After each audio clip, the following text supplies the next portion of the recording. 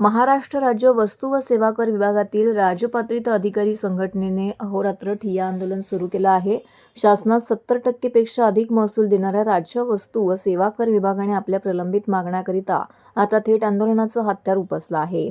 वस्तू व सेवा कर विभागातील ठाणे विभागामध्ये विविध प्रलंबित मागण्यांच्या अनुषंगाने राजपत्रित अधिकारी संघटनेच्या वतीने 8 डिसेंबर 2025 पासून तीव्र आंदोलनाला त्यांनी सुरुवात केली होती। 9 डिसेंबर रोजी सर्व अधिकाऱ्यांनी काळ्या फिती लावून काम केलं, तर 10 डिसेंबर रोजी सामूहिक रजा आंदोलन जाहीर करण्यात आलं होतं। मात्र मागण्या न झाल्यामुळे अखेरीस 11 डिसेंबर पासून वस्तू व सेवा कर इमारत परिसर येथे मागण्या मान्य होईपर्यंत अहोरात्र ठिय्या आंदोलन सुरू राहणार असल्याचं आंदोलनकर्त्यांनी सांगितलेलं आहे।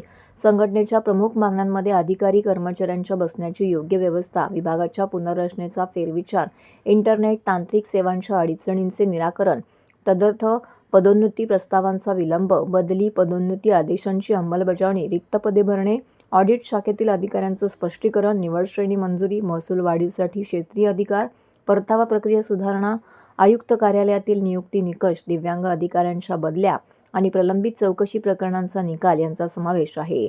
यावेळी ठाणे विभागाचे उपाध्यक्ष प्रकाश आडव, महिला सदस्य डॉक्टर कल्पना पवार, डॉक्टर कवींद्र क्षीरसागर, चंद्रहास टेमकर, दीपेश तांडेल, ललित कुमार चवरडोल, संजय सायगन, शिवाजी धाईंचे, किरण खोबरेकर, सुनील गोहिल, सुमित्रा पाटील, गिरीश साहुरे, जी पाटील, सुरेखा खांडवी हे सर्व कार्यालयाचे राज्यकर उपायुक्त व सर्व सहाय्यक राज्यकर आयुक्त व सर्व राज्यकर अधिकारी येथे उपस्थित होते।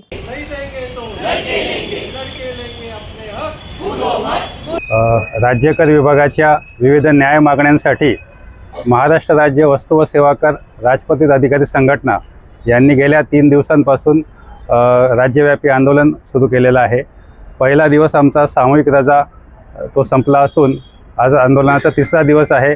काल आणि आज आमचं काम बंद आंदोलन अत्यंत यशस्वी झालेलं आहे आणि या आंदोलनातून आमच्या विविध मागण्यांकडे प्रशासनाचं लक्ष वेधून घेण्याचा हा आमचा प्रयत्न आहे। तर प्रशासनाने आमच्या मागण्यांकडे व्यक्तिशः लक्ष घालून त्या सर्व दूर करून आमच्या न्याय मागण्यांना न्याय द्यावा ही प्रशासनाला आमची विनंती आहे। थँक्यू।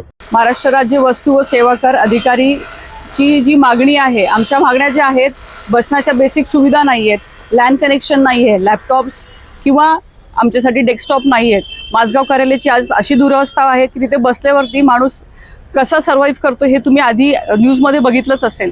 तर जे रेव्हेन्यू देतं डिपार्टमेंट, त्या डिपार्टमेंटसाठी आमच्या प्रशासनाने आणि आपल्या मंत्रिमंडळाने थोडं आमच्याकडे लक्ष द्यावं। आमच्या डिपार्टमेंटच्या ज्या रास्त मागण्या आहेत त्या देण्यासाठी आम्ही जो हा ठिय्या आंदोलन केलेला आहे, त्याच्यासाठी आम्ही रिक्वेस्ट करतो सगळ्या आमच्या डिपार्टमेंटच्या लोकांना आणि मंत्रिमंडळांना की आमच्या ज्या रास्त मागण्या आहेत, फॉर एक्झाम्पल बसण्याची सोय झाली, लॅपटॉप झाल्या, लॅन सुविधा आहेत, ज्या आम्हाला डे टू डे लाईफमध्ये काम करण्यासाठी महत्त्वाच्या आहेत, त्या तरी आम्हाला पुरवण्यात याव्या। तर या रास्त मागण्यासाठी आम्ही 8 तारखेपासून म्हणजे आंदोलनाची सुरुवात केलेली आहे। 8 तारखेला आम्ही द्वारसभा घेतल्या होत्या, 9 तारखेला काळ्या फिटी लावून आम्ही आंदोलन केलं होतं, 10 तारखेला आम्ही सामूहिक रजा आंदोलन सुद्धा केलं आहे आणि 11 तारखेपासून आमची दखल न घेतल्यामुळे आम्ही 11 तारखेपासून ठिय्या आंदोलन करतोय।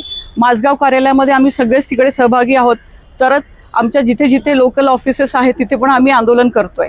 ॲक्च्युली 2-3 आमचे ऑलरेडी संप झालेले आहेत, पण तेव्हा आश्वासने असून सुद्धा आतापर्यंत मागण्या न झाल्यामुळे आज आम्हाला ही वेळ आली आहे की आम्हाला आज काम बंद करून ठिय्या आंदोलन करावं लागतंय। सर, पूर्ण महाराष्ट्रभर GSTचे सगळेच अधिकारी याच्यामध्ये आहेत, म्हणजे वरच्या लेवलपासून तर खालचे सगळे STOs पर्यंत आम्ही सगळेच संपात हजर आहोत।